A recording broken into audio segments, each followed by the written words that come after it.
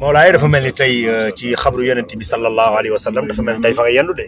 falaa yendu doon ñaanal yàlla doon ñaan yàlla rek. wallaahi ñaanal Sénégal ñaanal mbokk yi ñaanal jullit yi. ñaanal soppe yeeg xarit yeeg ñëpp tey moom wax dëgg yàlla moom. journée de prière la woon. parce que li ma jaaxal depuis sama tey lañ njëkk di gis bu ma la wooyee da nga ne ma yaa ngi ci xabru. maa ngi fa woon di wax dëgg yàlla tey moom damaa yendoo ñaan. wallaahi ñaanal yàlla ñëpp. di ñaanal waa Sénégal. di ñaanal sëñ Babacar Sy Mansour ak i rakkam yàlla may leen wér may leen defante sàmm leen suturaal leen. ndeysaan di ñaanal Sénégal di ñaanal jeunesse su Sénégal yëpp. yàlla defal seen mbir yàlla sàmm leen suturaal leen.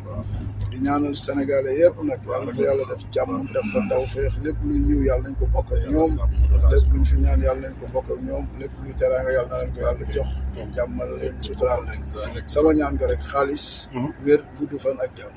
xaalis gudd fan wér ak jàmm. jeex na mais séjour bi Abdou Aziz est-ce que xam nga ni taalibe Seydi Cheikh Ahmed Tidiane Chérif yëpp taalibe Seydi Hadj Malick yëpp a bëgg ci yéen ndax di ngeen def dafa mel ni ña nga Sénégal waaye ñu ngi dund umra gi.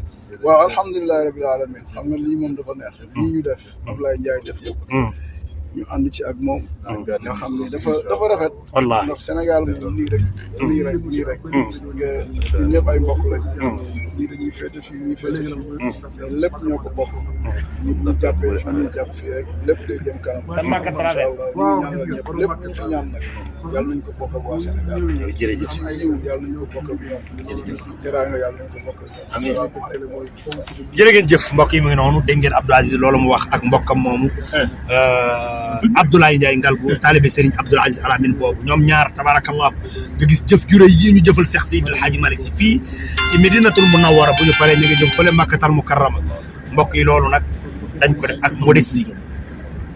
ak modestie lañ ko defee ndax loolu yàlla moo ko waral tabarakallah ñu ngi ñaan yàlla na yàlla sàmm mboolem jullit ci barke yonent bi sallallahu alayhi wa sallam Abdou Aziz Al Ndiaye Abdoulaye Ndiaye Ngalgou yàlla na leen yàlla defal jàmm ak salaam ci barke yonent bi jërë ngeen